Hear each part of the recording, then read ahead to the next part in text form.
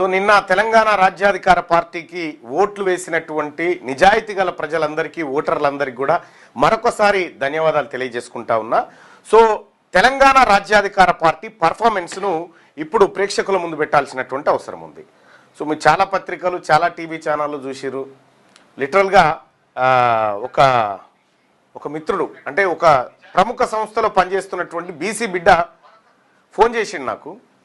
Phone చేసి అన్న మా సార్ ఏం చెప్తుండంటే తీన్మార్ మల్లన్న ఒక సీటు కూడా గెలవలేదని చెప్పి మీరు వార్త రాయండి అని చెప్పినంటే మనం వద్దని చెప్పిరుగా సార్ అంటే లే వాళ్ళకి మంచి జరిగేది రాయొద్దు కానీ వాళ్ళకి చెడగింది రాయాలని చెప్పినట్టు వాయిస్ ఓవర్ ఉంది నా దగ్గర. కానీ అతని పేరు రివీల్ చేయొద్దు ఎందుకంటే మన బీసీ బిడ్డ కాబట్టి.